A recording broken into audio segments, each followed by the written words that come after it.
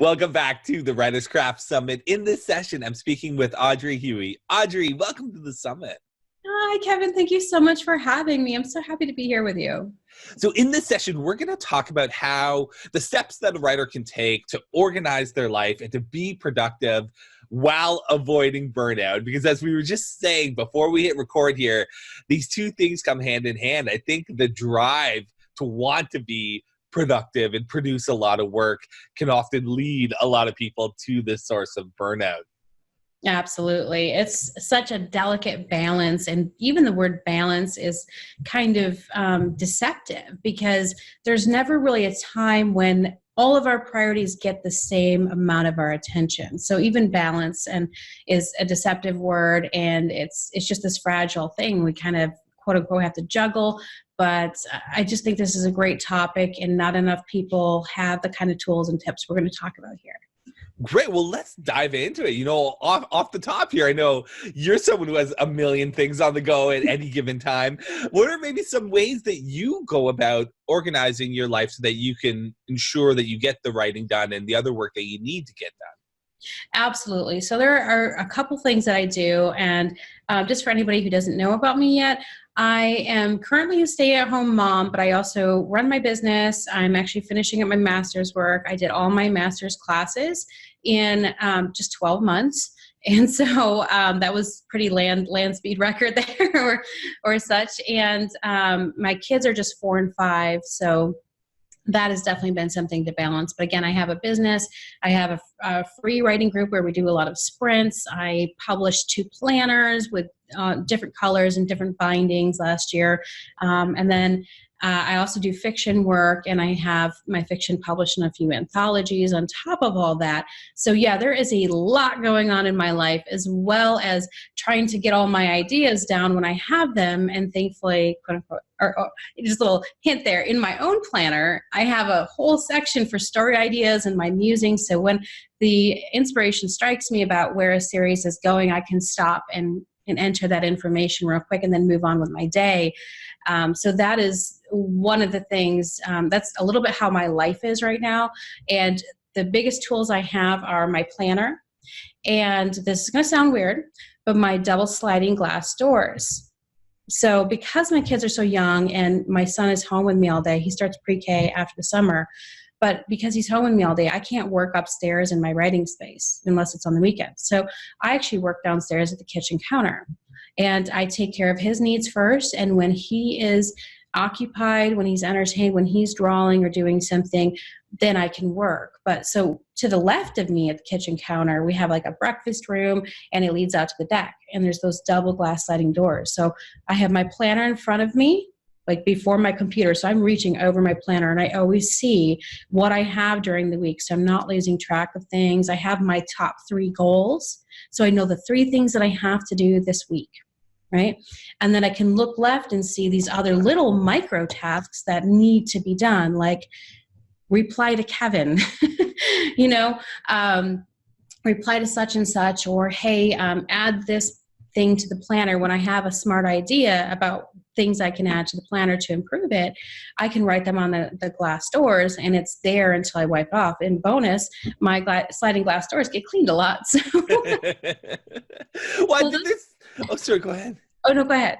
I was just going to say, so I think there's 2 really important things there that you mentioned that I want to dig into. So one is this idea of having a place where you capture ideas, because I think there's so many writers, it's so rare. We hear so much about writer's block, but what I see far more often is not writer's block. It's people struggling with too many ideas. It's people struggling with having great ideas and then forgetting them because they had them while they were at work and they didn't get them captured anywhere. So can you speak about the importance of that, of having somewhere where you get those ideas written down?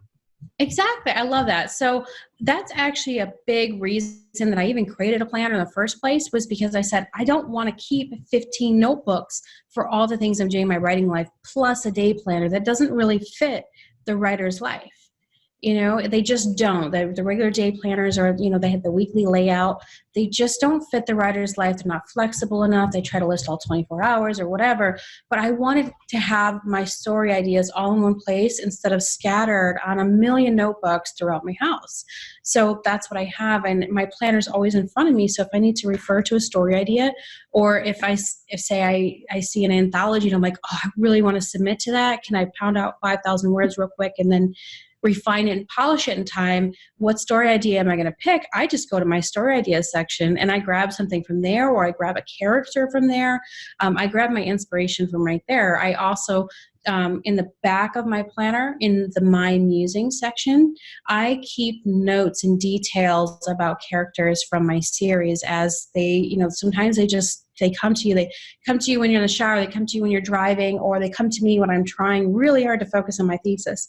They come to me and they speak to me and say, no, this is what happens to me. And no, this is how I interact with so-and-so. And, oh, guess what? There's this other great character. Well, guess what? I don't have to obsess about it. I don't have to stop what I'm doing, which, my thesis has to take a big priority, a big front seat right now. And it has to drive my life because it's due soon. But I don't have to stop what I'm doing to write that out so I don't lose it. I can hand write those notes in my Musing section or my story ideas section so that they're captured, and that even just the act of handwriting better ingrains in my memory and lets my brain stew on it. But if I, write in shorthand all of my notes about these great ideas that come, I can capture them. And I know I love Stephen King.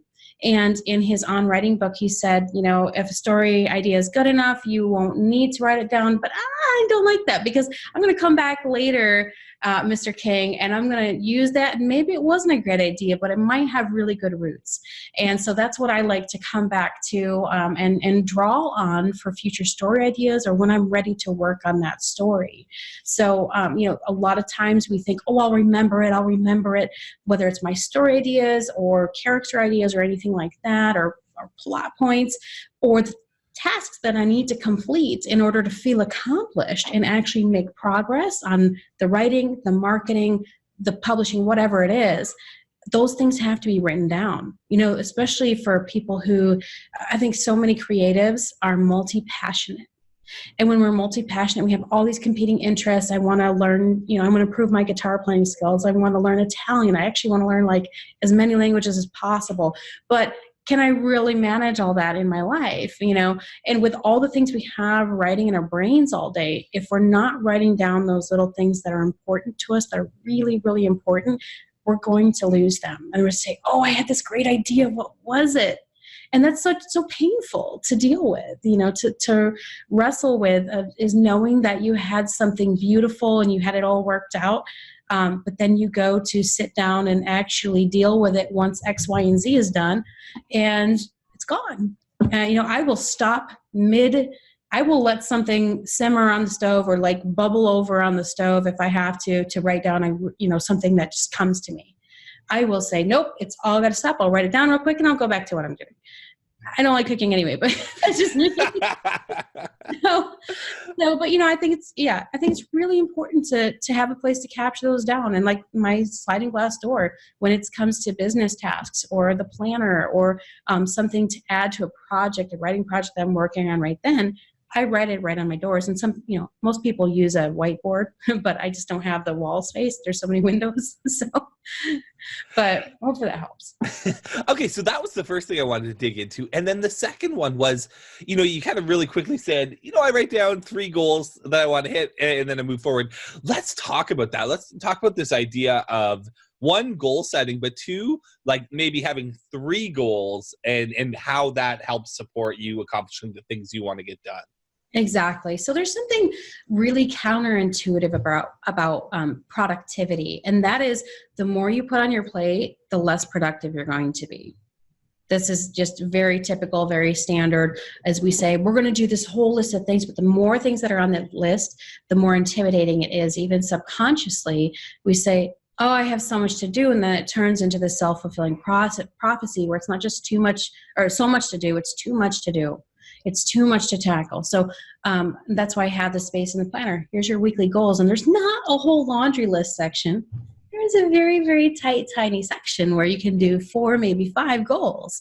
And I stick to 3 because if I have 3 big goals for the week, then there's a little something I can do each day toward achieving each one. And I can know that as long as I'm moving the needle forward each day, then I'm making progress. And I've been so much more productive when I only have a few things to focus on.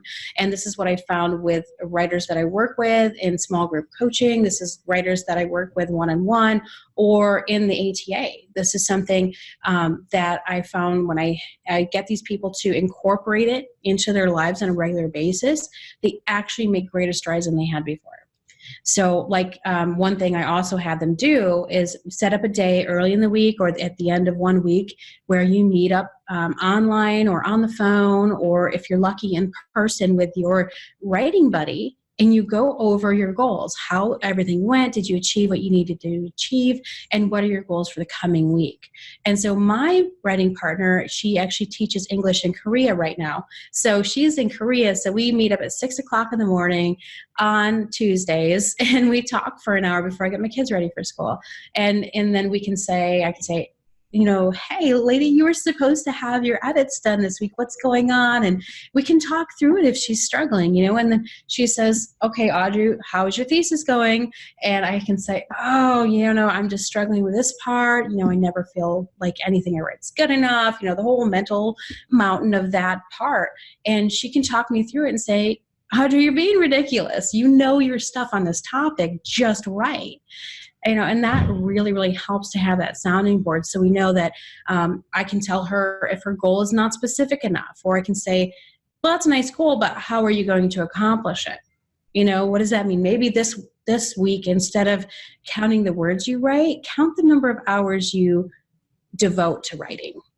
You know, so we can really actually make accomplishments. We can adapt our strategies to achieve goals, and not just for the sense of accomplishment, because why have this dream of being this author if you're not actually accomplishing the whole writing and publishing thing, right?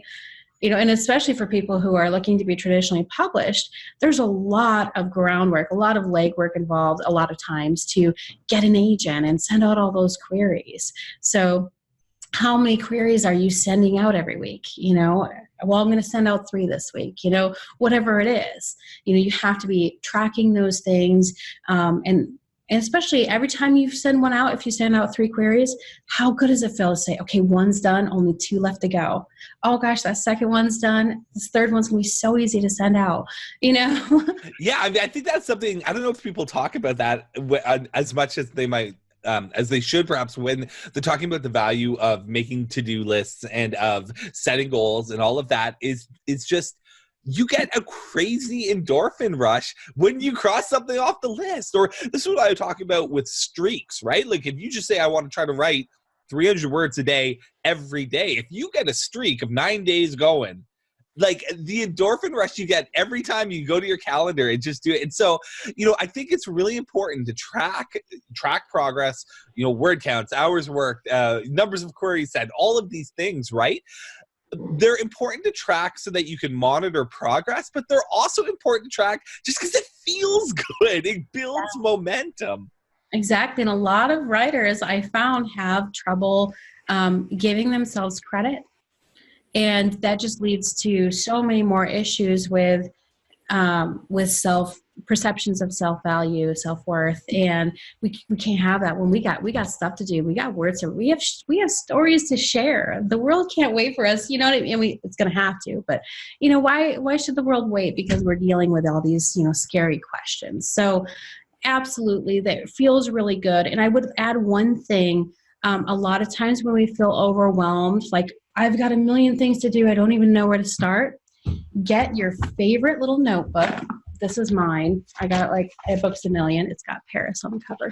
But get your notebook and list out everything that's on your mind, whether it's a task to do, something that you're worried about, write it down. And then once you've written it down, take your highlighter and highlight the things that are really important and need to be done that week. And then guess what? You're going to feel, it's amazing what this does, this brain dump. You highlight the things that actually are important, and all the rest, I mean, you have to actually make a conscious choice. Is writing 900 words on this other story really that important this week, or is marketing my upcoming release more important? And then you can see where your priorities really lay. Yeah. Do you want to touch on that idea of prioritization? Because, okay, so if I write 3 goals, how do I know which one I should be pursuing in what order? Yeah.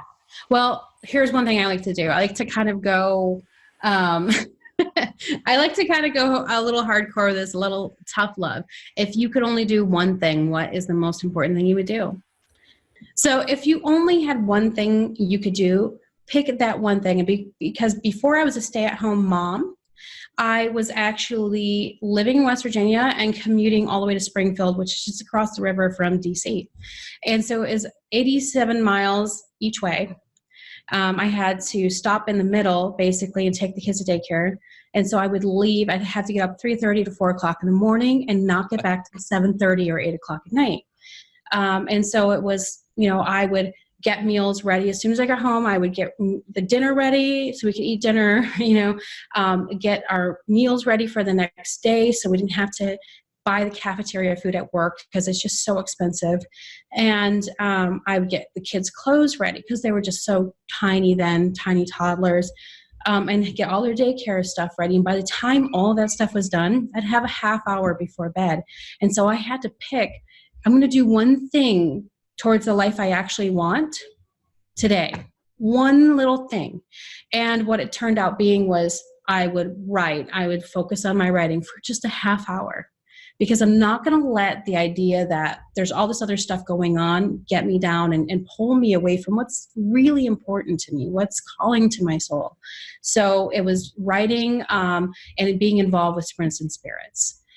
Being continuously connected to a writing group in the midst of a schedule that had me just exhausted on the weekends, where I didn't feel like, once you get to the weekend, you're like, oh God, I just want to sleep, Yeah. So I think that's really important, that prioritization. If you could only do one thing, what would it be?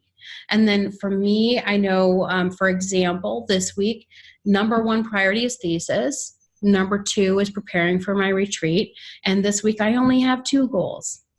Because that's what's important. I don't always have to have 3 goals. Some weeks, my thesis is the only goal. So, what is the most important thing to me? Guess what? It's not Italian lessons, even though I paid for them and they're sitting on my phone waiting to be taken. They're just going to have to wait, So that's for me, that's how we get down to prioritizing is if you can only do one thing, what's the most important? Well, you got that one thing. Okay, what's next? What's number 2? And I actually take a schedule sketcher, and I do this really well. I recommend this for everybody who starts working with me, but eventually we transfer it to the planner because the planner has hours for you. But I have a schedule sketcher that is just like 5 in the morning to 11 at night or whatever, or for me it's to 9 because 9 is when I go to bed. And you just sketch out, okay, here's when I'm going to wake up, approximately, and I keep it flexible, but here's when I'm going to wake up. I'm going to work out. I'm going to shower and get ready. I'm going to take the kids to school. When I get back, that first 2 hours, even though my son is number 1, when I'm not directly taking care of him, my goal is to work on my thesis. And then for an hour, I'm going to check messages. I'm going to deal with my business. And then in the afternoon, I'm going to deal with my writing and my writing life and my writing friends. On Tuesday at 6 a.m., me and my writing buddy are having our accountability call. So having the schedule, I can say my number 1 priority is this. I know when my best work hours are, or when if you're working, when your available work hours are for your non-9 to 5, non-day job work.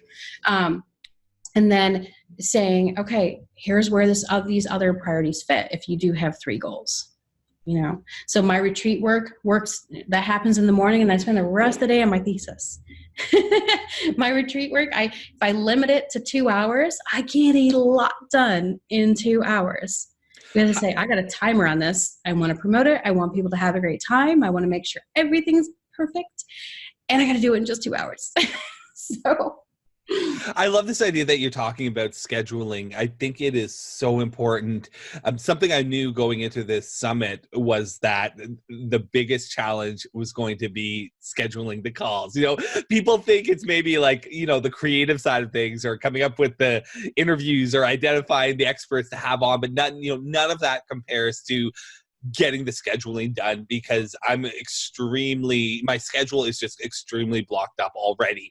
And so I knew I wanted to do this summit, and I was like, how am I possibly going to be able to schedule these calls? And so what I did was I sat down with my wife and we just went through my entire week, and we found those 7 or 8 little blocks over the course of the week that are actually available. And you and I are recording this at 8 a.m. on a Saturday morning. This is not the most convenient time for either of us to be working, but this was one of those little blocks that I was able to make available. And what I found was, once I identified those blocks of time, I put them in my calendar, and I just said to everyone, hey, these are the times that I have available. Let's make it work. And that's how I got the entire summit done.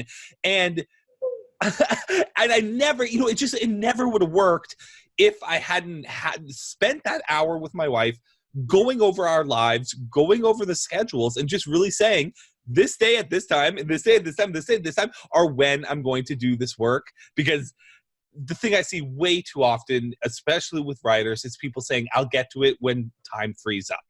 I'll get to it when the kids are in bed and the dishes are done, and, the money has magically arrived in the mail and everything's perfect, right? Everyone has this dream moment in life where everything is going perfect and now they can do their writing. And it just doesn't happen, right? You put it in your calendar, and that's when things start to happen, when you have them in a schedule.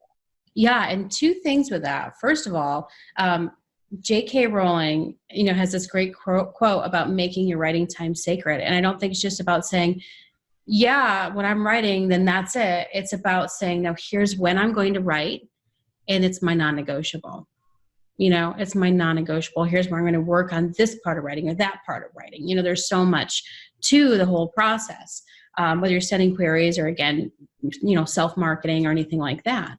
But another really important thing you brought up is that you actually sat down with your wife and worked out the schedule together, and pulling on your partner to say, hey, can you help me figure out when we can do this together? That gets them involved, even if they're not, that's not their thing. Thankfully, my husband is also a creative. He's a musician. But, we have to say, hey, here's when you do your thing. Here's when I do my thing. We have to. And a lot of times, I run into people saying, oh, well, this is family time. I can't do an hour during this time, even once a month, because that's when we do X. Well, you always say your family supports you. Why wouldn't they give up an hour so you can do a class, or an hour so you can get this editing finally done? So sitting down with your family, especially your significant other, I think is one of the most crucial things you can do, is saying, hey, honey, can you help me figure out the best time? I got this really big, important goal, and I could really use your support. I could really use your support. I see this with moms all the time, because moms are so used to putting everyone else first, right? And putting all of their hopes and dreams aside so that they can support their kids and support their family. And for sometimes, for people who are so used to taking care of others, it can be really difficult to say, hey, I'm going to take some time for me and I need your support. But it's so important if those are the things that you want to accomplish. Exactly. Especially, like I said, I hear so many people say, I don't have time, and I have to come up, and I got to put on my drill sergeant hat and bring the tough love and say, okay, you told me that your husband supports you. You told me that your husband, this is important to him as well. Well, then why aren't you making time for it? And saying to him, hey, honey, could you make dinner one night a week so that I can do this? Or, hey, honey, can you watch the kids? I'm taking off to Starbucks Saturday morning. And that's what I like to do. Well, it's funny you mentioned J.K. Rowling. I know in one of her later books, she went and she rented an entire floor in the most expensive hotel in England and lived there for 2 months. I know, it's so that's what she needed to do, right? And obviously, we aren't all J.K. Rowling. We can't all go rent a floor for a month on the most expensive hotel. But I think we can think about, what's our hotel? What's the hour that we can book for ourselves, right? Yeah, anything from an hour to, like, again, I can't really come up here yet until my son is in school, because even on the weekends they come to mommy. So I've got to run away to Panera. Thankfully, we just got a Starbucks in my little town, so I can run away to Starbucks now.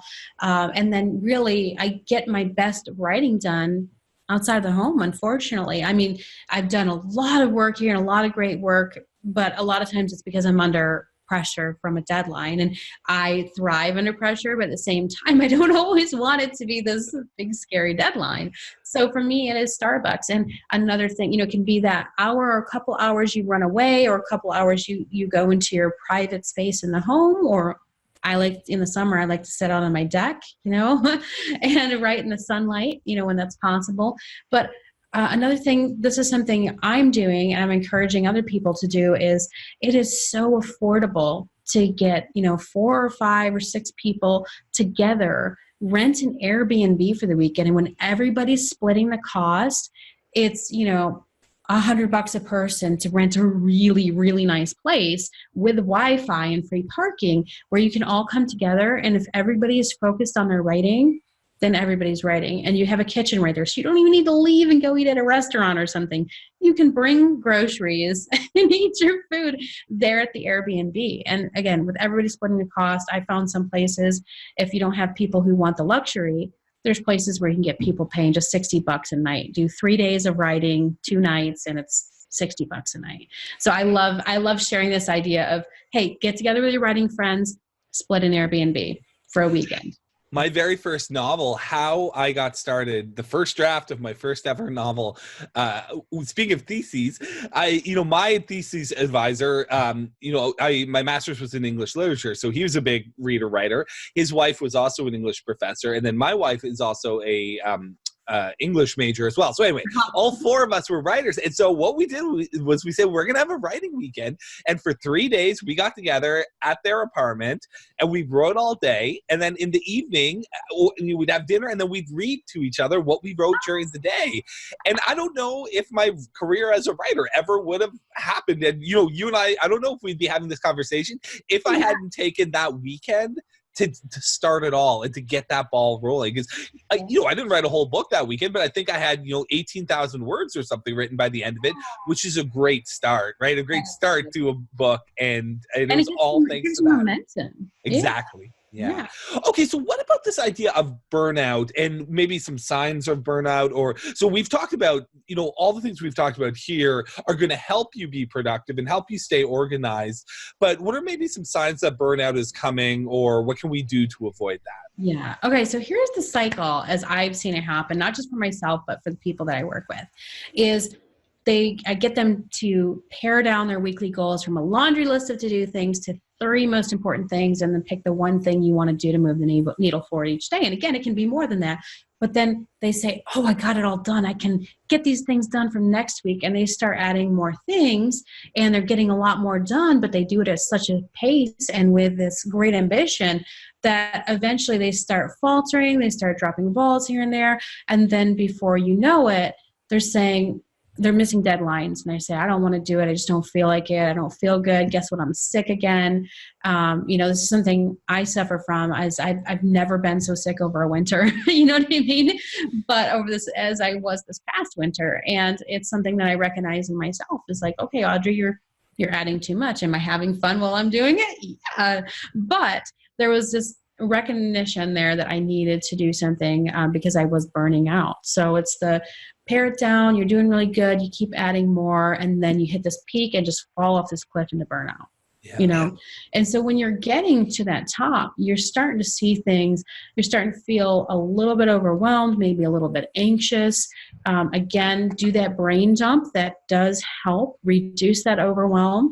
But any anxiety about it, anytime you start feeling like you're not enjoying it, then you've got a big problem.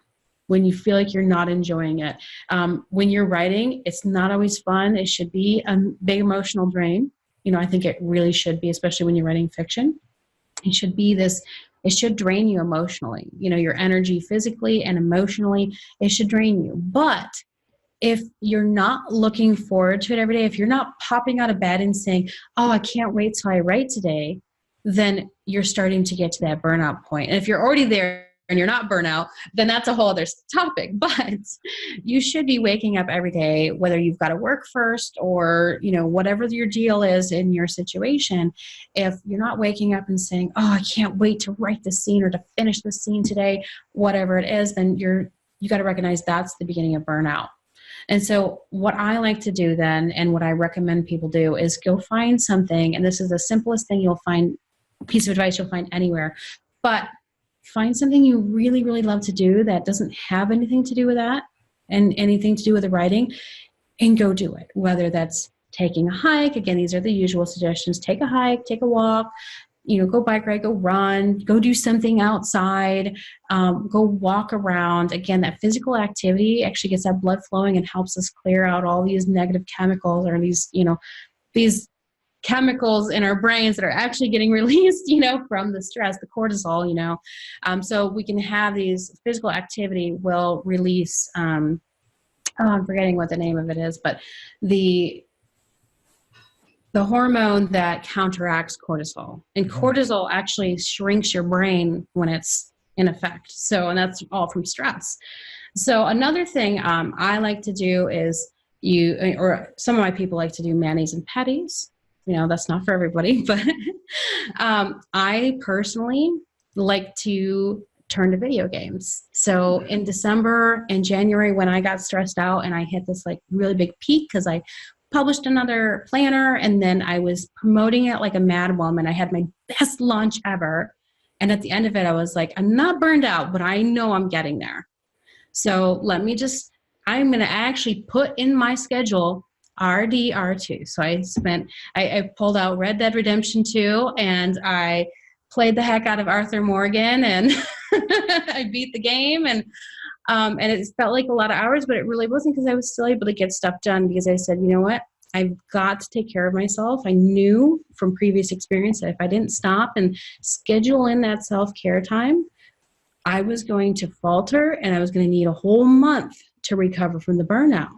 Because that's what happened to me last year. I was burned out from, taking double and triple time master classes, plus setting up a retreat, plus I launched my planner that previous December 2017. So all the marketing and everything like that. And, just working that, it was so much that by February, I was exhausted. I was a little bit angry. I really shriveled up because I love people, but I'm an introvert. After anything social, I need to recharge. And that's how you know whether or not you're an introvert. An extrovert gets recharged by being around people. An introvert needs to recharge after being around people. And so I knew that after all that, that was burnout. When you're angry, when you're feeling all these negative emotions, and you're just exhausted. So I needed, after my retreat in March last year, the first one that we held, I was like, everybody leave me alone for a month. I didn't want to talk to anybody. I didn't want to have anything to do with anyone. And it didn't feel good either. It didn't feel good recovering from burnout. As much as it does when I recognize that in me. I just never want to feel that way again. And I hate when other people feel that way. Again, it just steals your joy, and it steals the possibilities from your life of not just, oh, I can accomplish this and that, but I'm doing the things that I love to do. If something happens to me tomorrow, I want people to say, she always worked towards doing the things she loved, or she was always working. She wasn't stuck in doing something, or she wasn't just watching TV every day, wasting her life when she said she had all these goals. No, she was working towards doing things she loved. She set a good example. She inspired others. You know what I mean? That's what's important to me. And that's what I want my life to reflect. So when burnout steals your life away like that, I think we should do everything we can to prevent it. Like I said, when I recognized it back in December, after all the publishing and promotion that I did for the new planner, I said, okay, I am going to put in my schedule non-negotiable time for me to play video games. And for me, I do that because it inspires more story ideas. So I get excited, and I really love, it's an incredibly well-written game.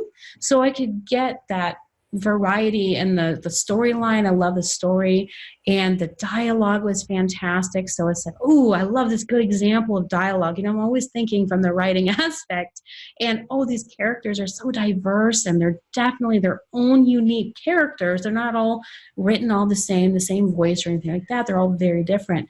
And so for me, that was like the best way for me to prevent burnout and come back and be able to come back every day, wake up every day and say, yes, I love what I'm doing.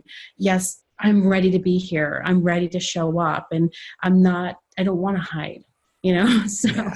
Hopefully that helps. Absolutely. Well, I know so many of the things that we've talked about here, so many of these tips around being organized and around prioritizing and all of that can help prevent the burnout. And I know a lot of these things you've worked into the design of the planner, right? So do you want to talk about where people can go to find the planner, to pick it up and start using it to maybe get organized, be productive, and avoid burnout?